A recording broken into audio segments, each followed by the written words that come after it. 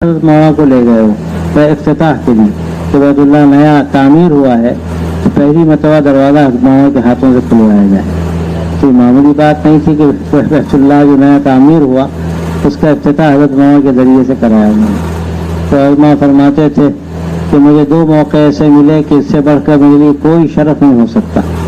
सारे एजाज़ एक तरफ, लेकिन ये दो अल्लाह की तरफ से जो एजाज़ हासिल हुए हर एजाज़ उससे कम है।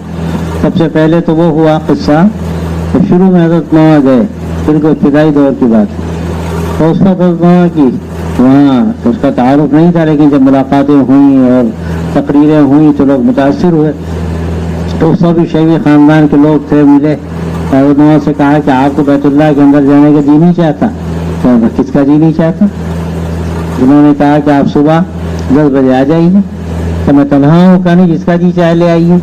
तो वहाँ कहने कि जो बिलाल लखनऊ रावली का तबलीगी जमात का, हमने कहा भाई कल बैतुल्लाह में अगर आना है तो 10 बजे आ जाना। और 25-30 लोग जमा हुए तो दरवाज़ा खोला उन्होंने तो कहा कि अब आप खड़े हो जाइए, जिसको आप चाहिए बुला लीजिए। कह रहा इससे बड़ा कौन सा शरफ हो सकता था। हम बैतुल्लाह के दरवाजे पर खड़े थे और जो भी पहचान के नजर आता था उससे कहते आ जाओ अंदर। तो सबको हमने बुलाया। हज़रत रायपुरी भी थे, हज़रत रायपुरी भी तशरीफ ले गए। अब हुआ ये कि जब शाम हुई तो बाद बहुत से लोग रह गए कि मौलाना आपने हमको नहीं बताया।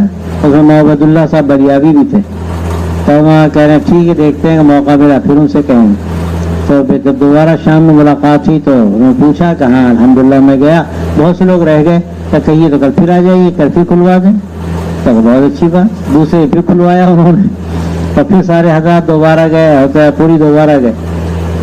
तो वहाँ कहते थे इससे बढ़कर कौन सा शरफ हो सकता है कि अल्लाह के घर पे हम चौखट पे खड़े हैं और जिसको चाहते हैं उसको बुलाते हैं। तो एक वो वाक़या और दूसरा ये जो हमें कलीद काबा दी गई, इससे बढ़कर और कौन सा शरफ हो सकता है। लेकिन हज़रत का मिजाज ये था कि किसी चीज़ की निस्बत अपनी तरफ नहीं करते थे। उस मौके पर जो कारवान ज़िंदगी में अपने वाक़या लिखा, पहला वाक़या, तो उसमें ये बात लिखी कि ये मेरी क्या हैसियत थी।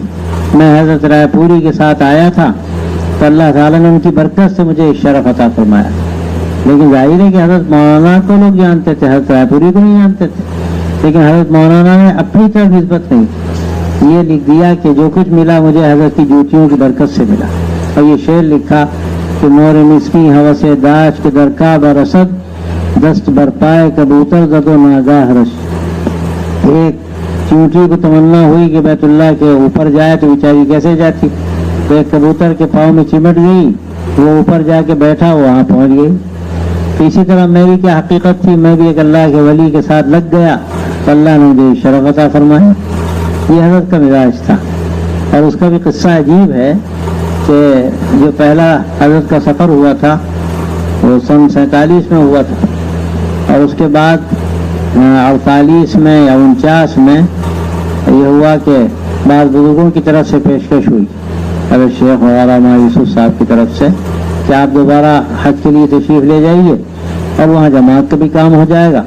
तो जाहिर है एक तमन्ना हर एक को होती है। हज़रत को खुशी हुई कि मौका मिला। लेकिन हज़रत का मामूल था कि अपने शेख से पूछे बगैर कोई काम नहीं करते थे। तो अगरचे हज़रत शेख थे वो कहने वाले, लेकिन हज़रत के शेख हज़रत रायपुरी थे। तो हज़रत ने कहा कि मैं हज़रत से पूछ लूँ, अगर इजाज़त देंगे तो ठीक।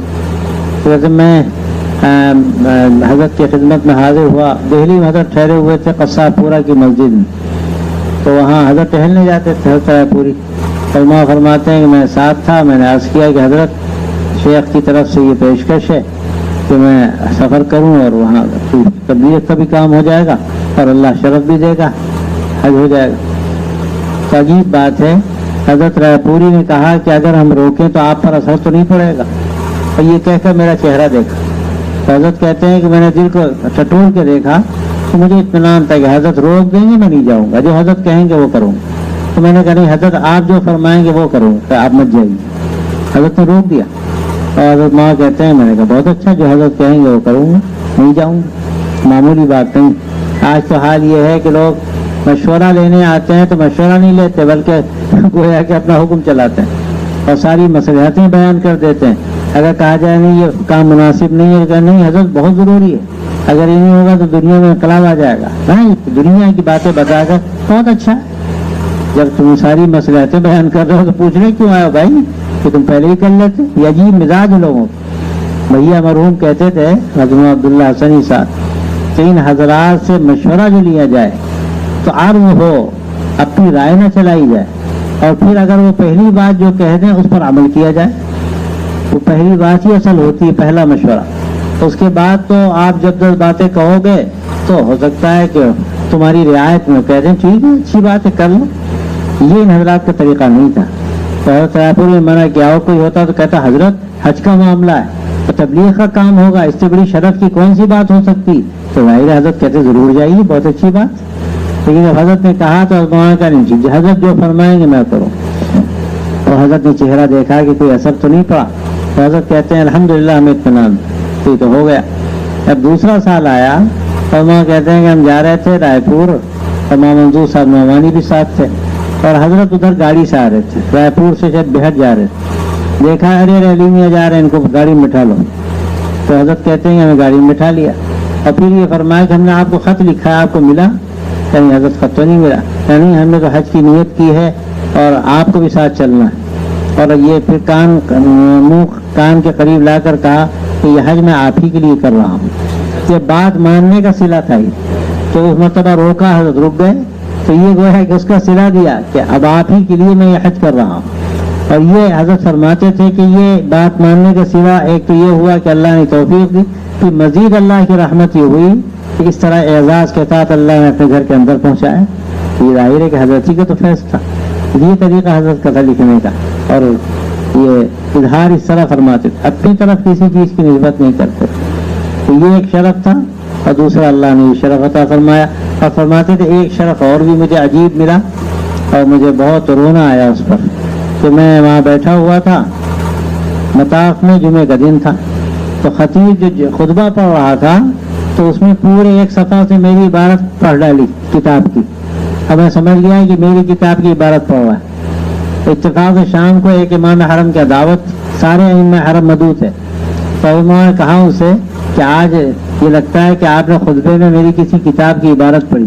کہا وہ تو میرا معمول ہے, میں اکثر پڑھتا ہوں آپ کی کتاب کی عبارتیں خطبے میں. اور پھر انہوں نے کہا کہ پہلے تو میں آپ کا نام بھی لیتا تھا, پھر مجھے اوپر سے اشارہ ہوا کہ نام نہ لیا جائے, تو میں نام نہیں لیتا, لیکن میں آپ کی حرم کے خطبے میں علماء کہتے تھے ایک دیہاتی دہقانی کی عبارت حرم کے خطبے میں پڑھی جائے, اس سے بڑھ کر کون سا شرف ہو سکتا ہے. تو صرف اللہ کے فضل. اور یہ ایک جملہ حضرت کا بہت عام تھا, اکثر ہی بات کہتے تھے کہ میری کیا خصوصیت ہے, میرے پاس کیا ہے, جو کچھ ہے تو ہمارے والد کا صلاح, والدہ کی دعائیں, بھائی صاحب کی تربیت, اور اساتذہ اور مشائخ کی محبت و شفقت. بس میرے حصے میں یہی سب آیا ہے. میری محنت کو کوئی حصہ نہیں آ رہا, کہ ظاہر ہے حضرت کی جو محنت تھی وہ اپنی جگہ ہے, وہ دوسرا دیکھے گا. اس کا عالم یہ ہے کہ طالب علمی کے زمانے میں اتنا پڑھتے تھے کہ بیمار ہو جاتے تھے. ایک مرتبہ خون کی قے ہونے لگی, تو بھائی صاحب ڈاکٹر نے کہا کہ بالکل اب تم محنت چھوڑ دو, آرام کرو. تو اب حضرت سے ہوتا نہیں تھا.